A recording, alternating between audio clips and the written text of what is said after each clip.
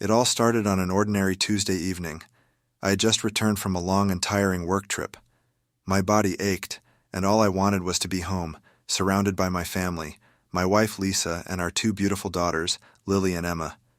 The thought of Lisa's warm hug and the girls' laughter was the only thing that kept me going during the tough week. But as I walked through the airport, my phone buzzed. It was my boss, Mr. Malcolm.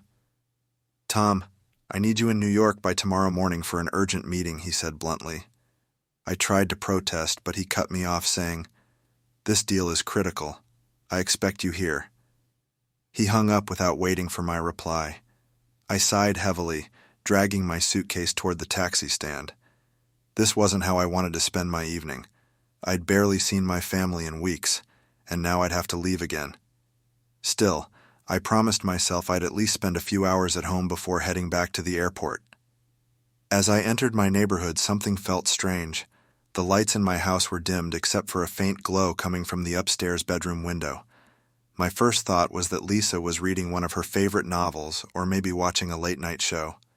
But as I walked closer, I noticed an unfamiliar car parked across the street. I frowned. Who could be visiting us at this hour? I shrugged it off, thinking it might be a neighbor. Still, an uneasy feeling crept over me as I quietly unlocked the door and stepped inside. The house was silent. Too silent. Usually, even if the girls were asleep, there'd be signs of life, maybe the hum of the dishwasher or the faint sound of Lisa on a phone call. But tonight there was nothing.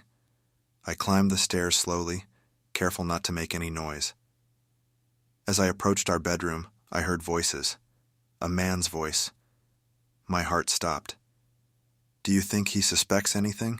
the man said, his tone casual but intimate. "No," Lisa replied, laughing softly.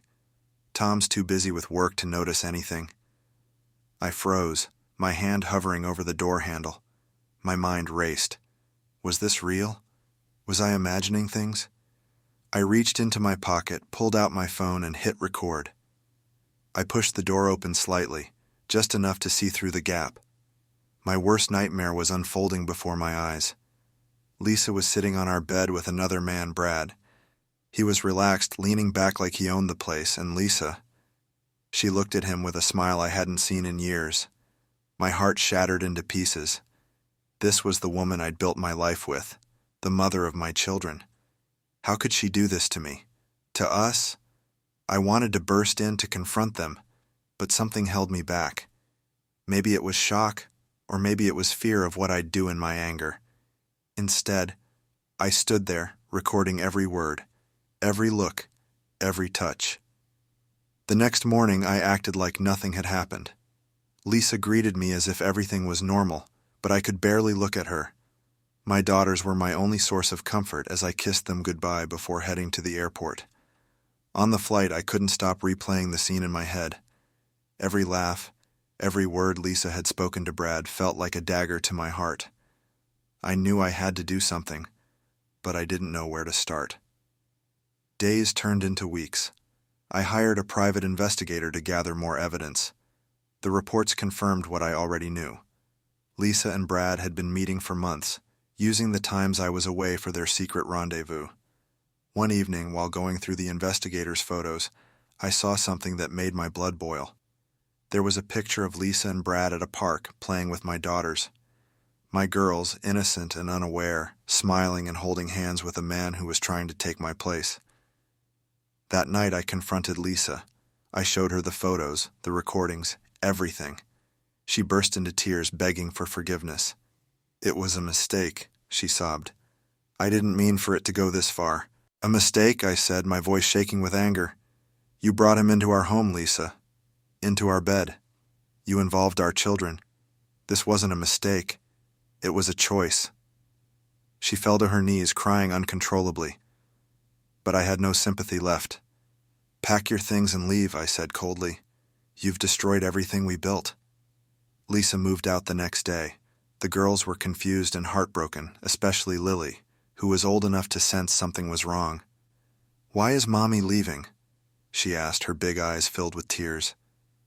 "Mommy made some bad choices, sweetheart," I said, struggling to hold back my own tears. "But I promise I'll always be here for you and Emma." The days that followed were some of the hardest of my life. I had to adjust to being a single parent while dealing with the pain of betrayal. My work suffered, and I found it hard to focus on anything. But every time I looked at Lily and Emma, I reminded myself why I had to keep going. One day, while sorting through old family photos, I found a picture of Lisa and me on our wedding day. We looked so happy, so full of hope. I tore the photo in half and threw it away. It was time to move on. Months later, I found myself at the same park where Lisa and Brad had taken the girls. This time it was just me, Lily, and Emma. As I watched them laugh and play, I realized something important. Betrayal had broken me, but it hadn't destroyed me. My daughters were my strength, my reason to keep going. They deserved a happy life, and I was determined to give it to them.